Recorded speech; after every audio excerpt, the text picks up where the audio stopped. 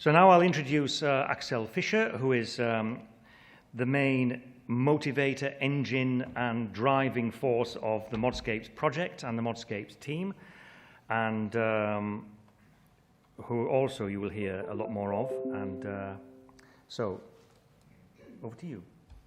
Thank you, Simon.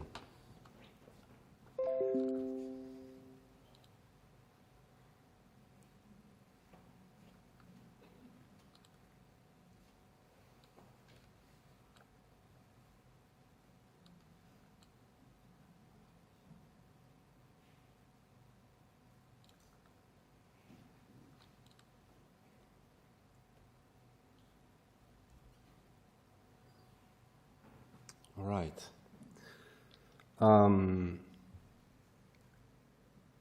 Well, thank you for being here.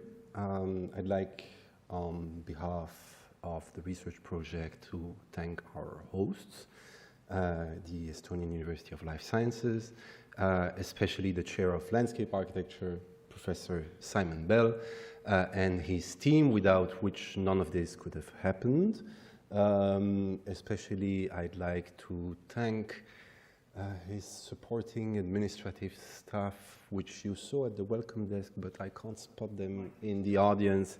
They have done a wonderful and incredible job.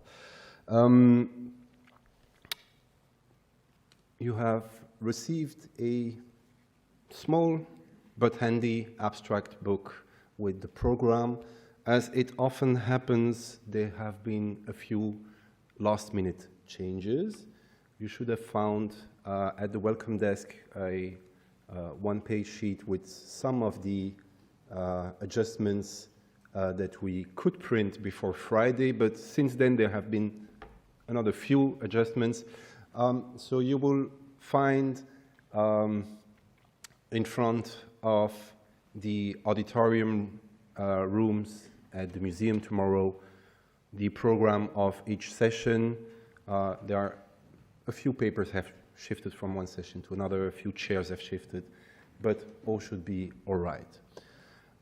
Let me tell you a few words about MODSCAPES and the MODSCAPES project. This conference is the midterm event of this project. As you've heard and probably read about already, it's about modernist rural landscapes, modernist reinventions of that rural landscape. And obviously we played very much with this contradiction in terms of the idea of the rural and the idea of modernity. As already mentioned, but we do have to pay some tribute to our funder, the HERA network. HERA stands for Humanities in the European Research Area. It's one of these European funding schemes which is basically the initiative of national research agencies such as ETAG. Not all countries are participating in this program. Around 17 or 18 of the European countries are participating. The National Research Agency are providing 75% of the budget of this program, and the European Commission, on top of that, only 25%. It is basically the only research program at the European level which supports specifically research in the field of humanities and the social sciences. Now, humanities and the social sciences are a bit like parsley in European funding. It's all around the place, but it's nowhere to be found. So this is really the one only program which is dedicated to that topic.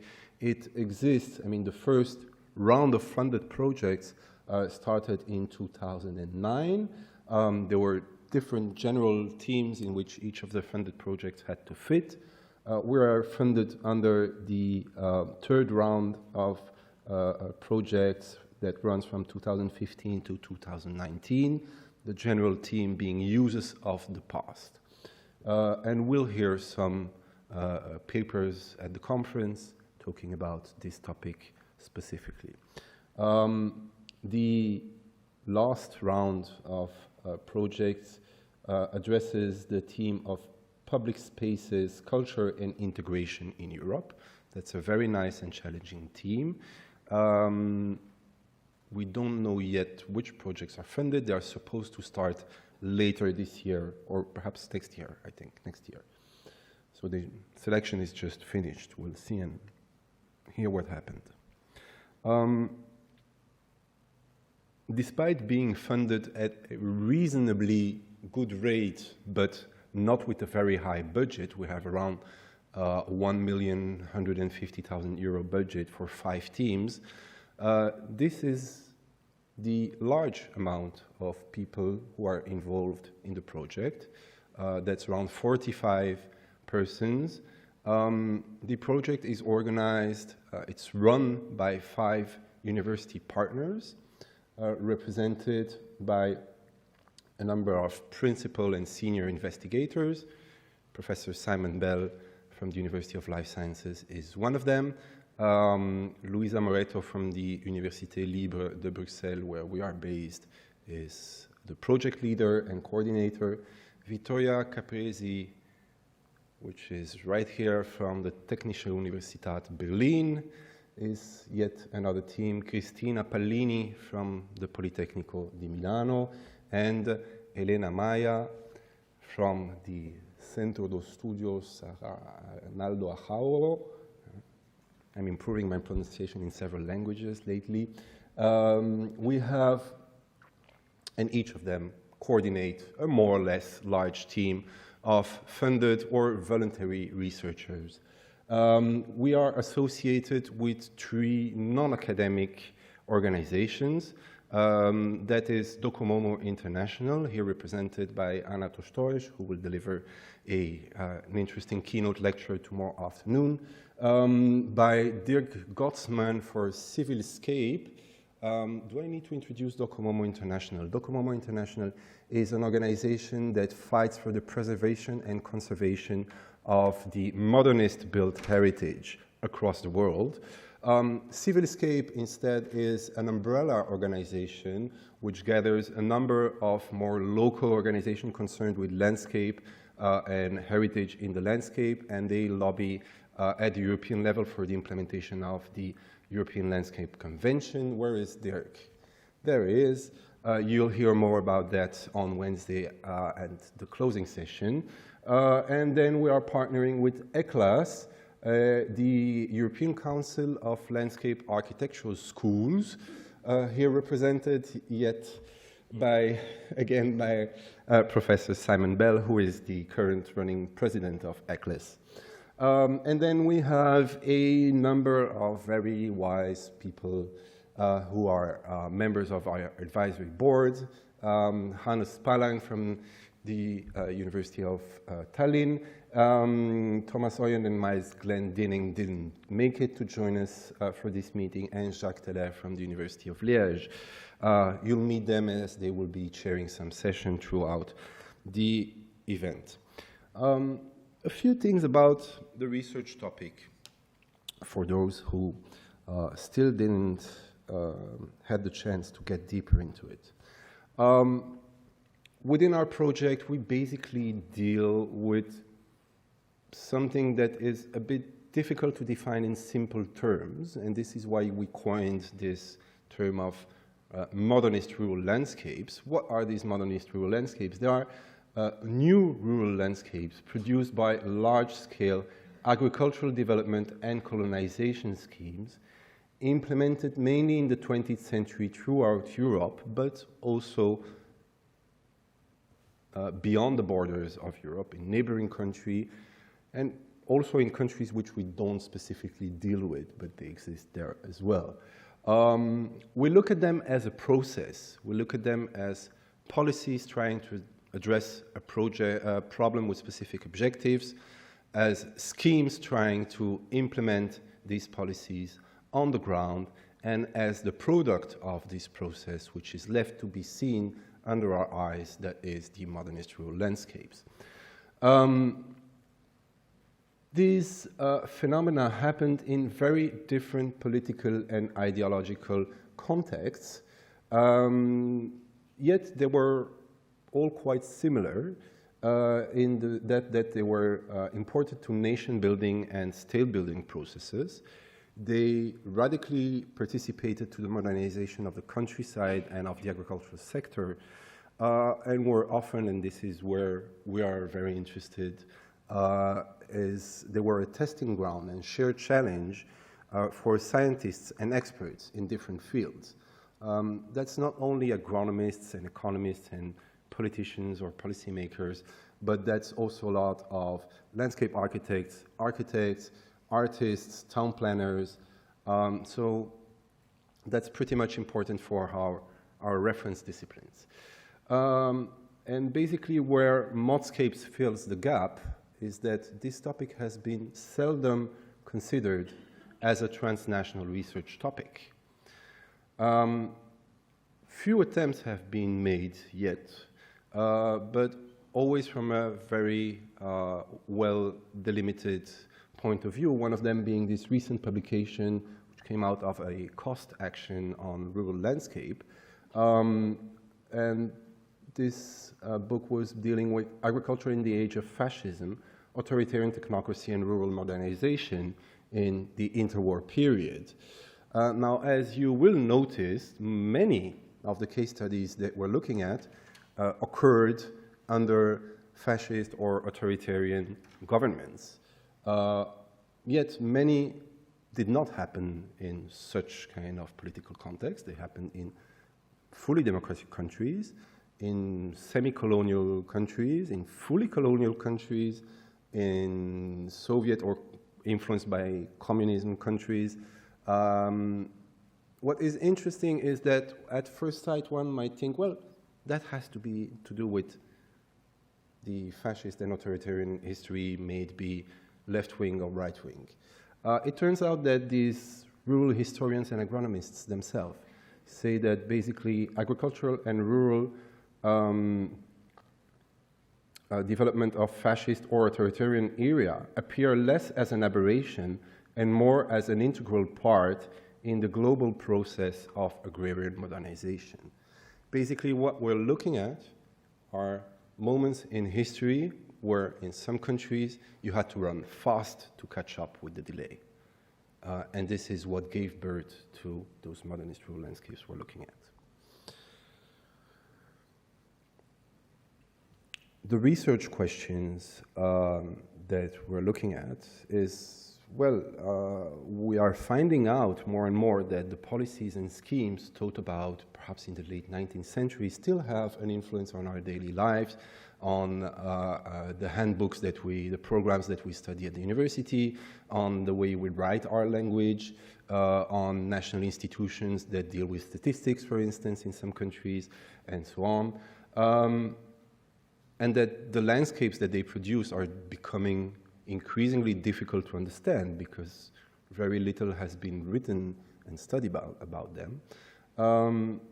But yet they are a tangible evidence of recent European history, and in many cases have very interesting cultural heritage that is not very well enhanced. Basically, the research question we're trying to fill here is how do we make sure that all the people that, like you, in their specific country are dealing with similar topics, kind of gather in a more or less converging scholarly community around shared agenda and issues and questions. There are three main concepts driving the research project. There are humanities-driven concepts. Modernism. When you come from the field of architecture, design, disciplines, and so on, modernism is a style or a movement, which it is, but basically it is called modernism not just because of the language and style used. It is called modernist because it conveys modernist values. It participates to the modernization of something, of culture, of the economy, of the rural landscape in our case. Reinvention, we see that our modernist rural landscape are often the product of an imaginary of what the rural landscape is, was, should be, or should have been. So imagination and creativity are largely at the center of what we're looking at. Landscape here as the world as perceived by people, that would be the definition of the European Landscape Convention. That's perhaps very broad and not fully operational, but it's basically a unifying paradigm, especially because we're looking at the topic from very different disciplines. So how do they converge? Well, perhaps around the concept of landscape. It allows us to bridge arts, humanities, social sciences, and natural sciences, and potentially also to integrate research, policy, and practice in the field. So this is a generic map of Europe and its immediate vicinity with the case study areas we're looking at. So it goes from northeastern Germany, the Baltic states, up to Greece, Spain, and French Morocco. So it's a case study based research which relies very much on comparison. How do we compare these case studies? Basically, we have this, what are called in the European technocratic language, work packages. There is an amount of tasks related to a question or an issue. We have 5 work packages which are building up a sequence which kind of tracks the production of modernist rural landscapes as a process, from the problem they addressed to the challenges that they pose to us today. Much of the sessions in which we have tried to organize this conference kind of fit in one or the other of these work packages, as you'll see. In our general program, we're right in the middle. This is where we stand. We started in late 2016, had last year a number of very interesting and intense meetings in Milan and Porto. We are holding local workshops. We're publishing a bit on our social profiles and on Facebook and YouTube. We're holding teaching activities and so on. But this is really the one big event in which we try to gather the international community. Next will be the publication of the proceedings. Work pursues. We aim to publish 1 or more journal issues, and in 1.5 years from now, the project will finish. There'll be a final event with an exhibition and a book published. So we hope to see you there again. About this conference, we consider this conference to be a reasonable success. We had a quite good answer to our call for paper, which was paralleled by another call for paper for 1 single session at the conference of the EAHN in Tallinn, which also gathered a lot of interest from different scholars across Europe. We had 80 abstracts submitted. 60 of these abstracts were invited to submit a full paper, and we should have around 48 contributions at this conference, organized in 13 sessions with these macro topics. You'll see that some sessions are repeating with more specific focuses. Mapping, for instance, has several sessions. So with these 8 transversal themes and topics throughout the conference. The conference is also hosting the Baltic Landscape Forum. The Baltic Landscape Forum being an event regularly organized by our partner Civilscape. So the event is co-organized, and thanks to that partnership, for this event, we received the label for this event of being an event of the European Year of Cultural Heritage. Dear Gottsman will tell you more about that on Wednesday. We did also receive a bit of funding from additional funding from the Belgian Fund for Research to organize this event, so this is why we should pay some tribute with this nice logo. I guess many of you went through our website to see our call for paper and the instruction for applying and watching at the advices for getting to the venue and so on. Just to show you that to our great satisfaction, this website is performing quite well. It has quite a global readership. Divided by country, it looks like we're all over the place. Of course, when you turn to divided by city, it's a bit more localized. Yet we've had in only 1 year around 7,000 unique visitors. How many of you have subscribed to the newsletter? You know that we can't push you to subscribe to do that. Jean-François did, I know. So don't hesitate, go to the contact page. The newsletter is coming just once a month or so, and it keeps you updated with what we're doing.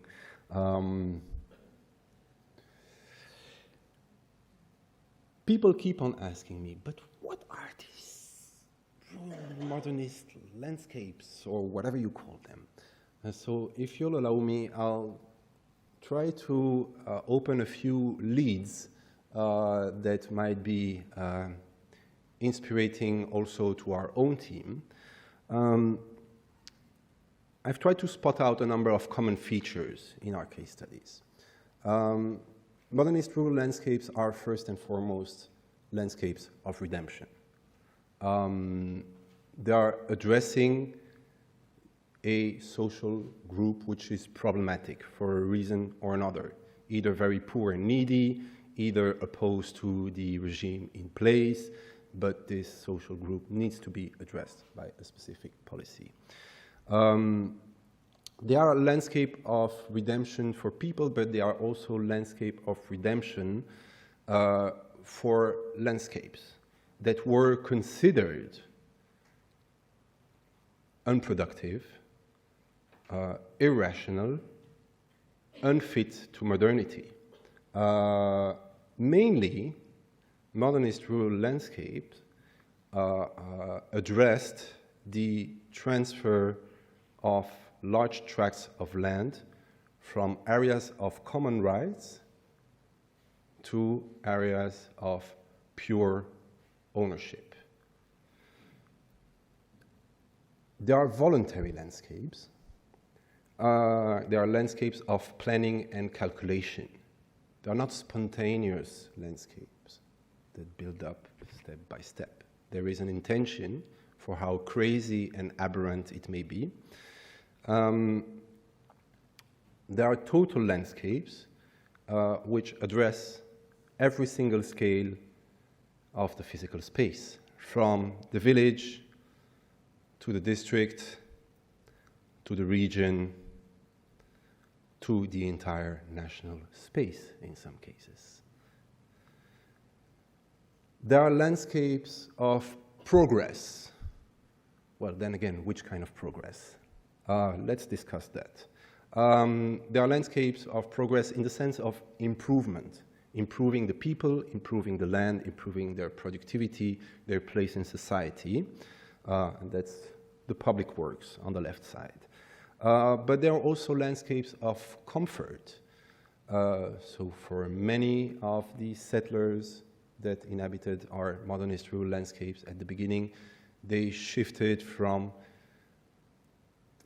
very often a very poor living condition to a more acceptable standard of living, in some cases with some luxuries that you would not expect even in an urban situation. Think of the idea of childcare in the Israeli kibbutzim.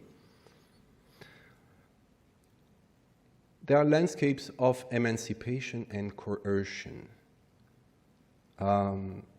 emancipation in the sense that those social groups who were poor, needy, landless, jobless, had probably an opportunity there to improve their lifestyle, their condition, their place in society, their sense of freedom. But that came together with a number of rules and restrictions and impositions. So to take this very beautiful picture from the Estonian Museum of Architecture of a kolkhoz of the 70s, in Estonia you learn that farmers were often coerced to go and live in new urban nucleus in apartment buildings, because as peasants they were by definition counter-revolutionary. In apartment buildings they would learn the urban lifestyle and living in collectivity and participate to the realization of socialism. That was the Soviet rhetoric. So you find these incredible aberrant apartment buildings in the middle of nowhere, which might have been more comfortable than their previous houses. In any case, they got central heating, so that's not nothing, but then had to live in apartments. So you have these strange situations. There are landscapes of reinvention, of imagined histories, pasts, and traditions. At your right hand, you see one of the agricultural colonies established in Portugal. Clearly, the beautiful architecture is also paired by some sense of hierarchy of values, the church in the middle of the village. On your left side, we see a recent picture of the Pontine Marshes, which kind of integrates the presence of the ancient Via Appia as being an element legitimating the whole reclamation scheme.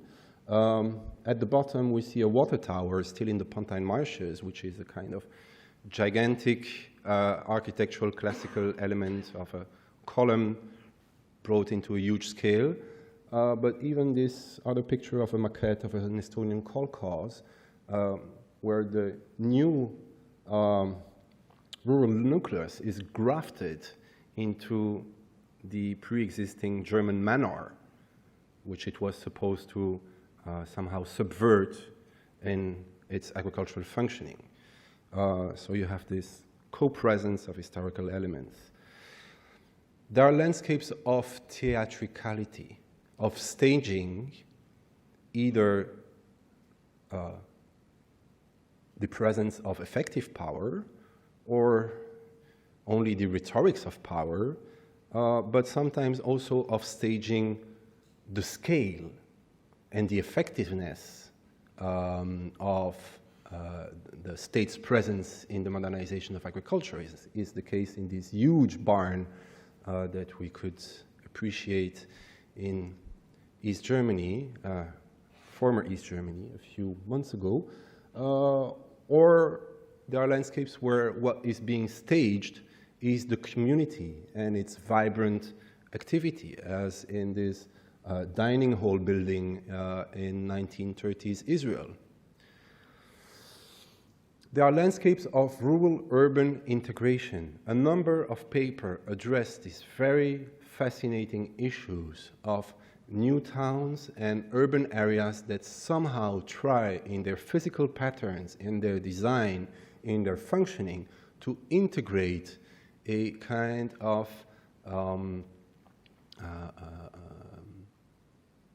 resolved connection with the countryside. There are landscapes of state building and bureaucracy. Everything was over-controlled.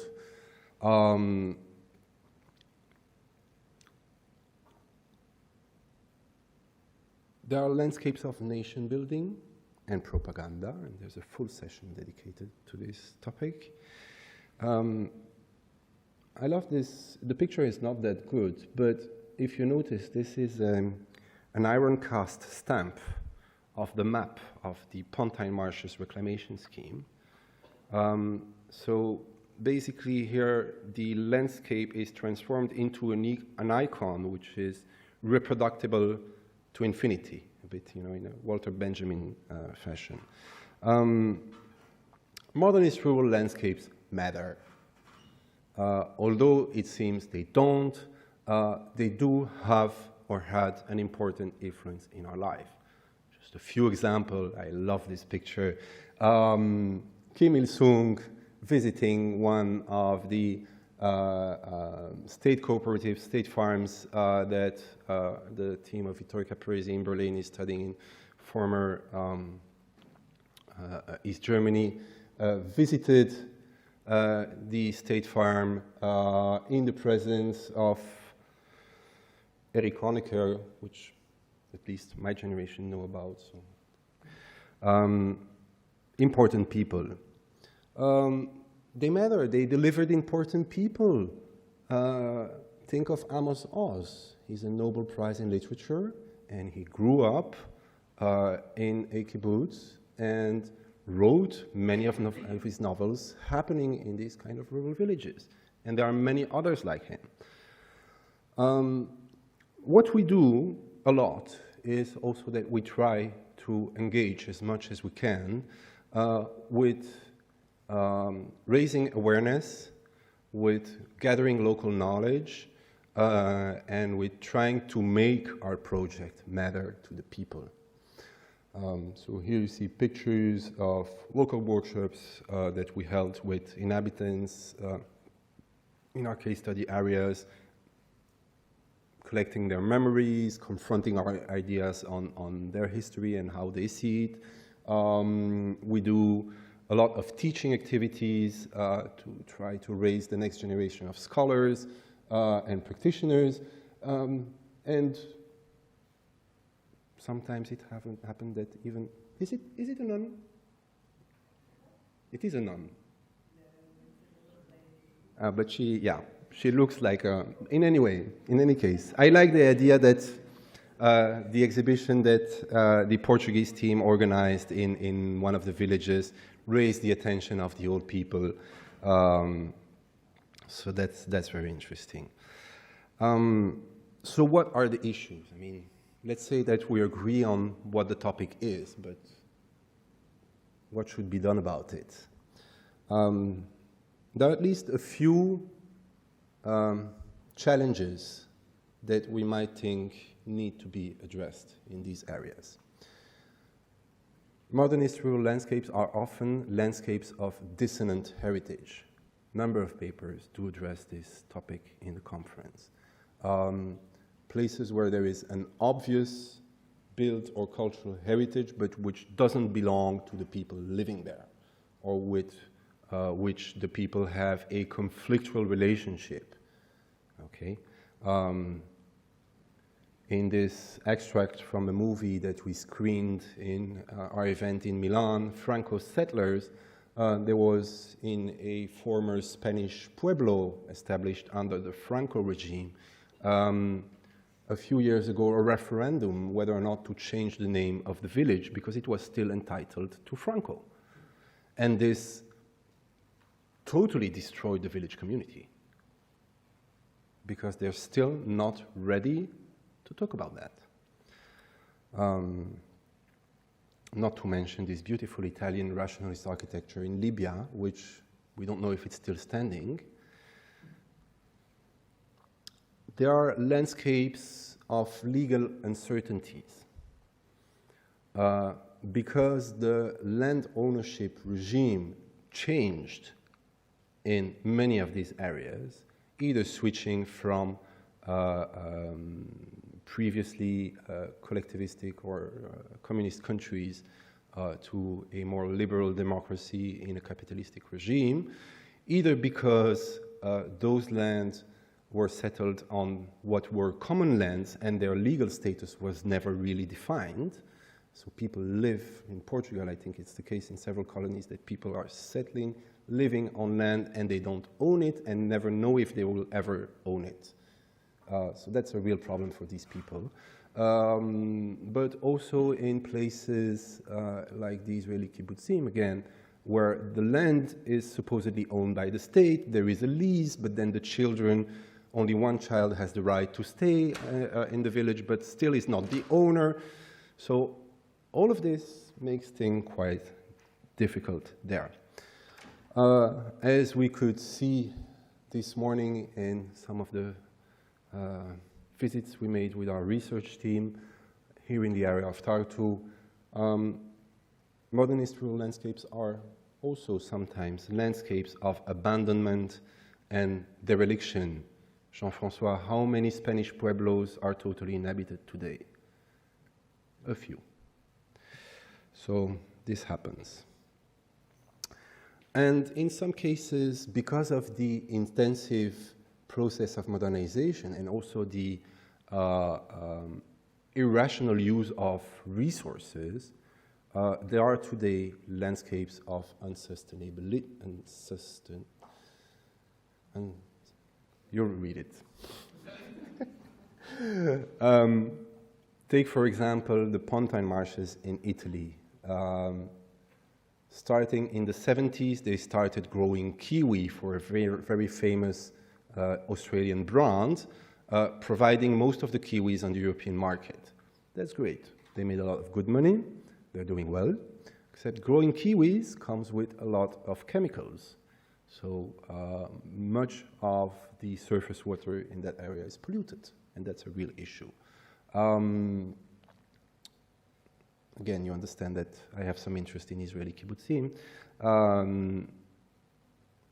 All the beautiful gardens within the villages, which were built starting in the 20s, 30s, 40s by gardeners and landscape architects trained in Germany with European plans and an idea of European abundance of water, rainwater, which obviously in this climate is not really existing. Well, after pumping dry their artesian wells, after pumping dry the Lake of Galilee, after appropriating the underground water in the West Bank, now they know that they just cannot keep these gardens as they are. Tomorrow. Now, organizing an international conference is always a great thing. You get to see old friends, you get to meet new people, you hear very interesting papers, and then you go home and you go like, that was so stimulating. Finally, I got to speak with some people that share my interests. Most of the times it's not the case when we go to our home department and host institutions.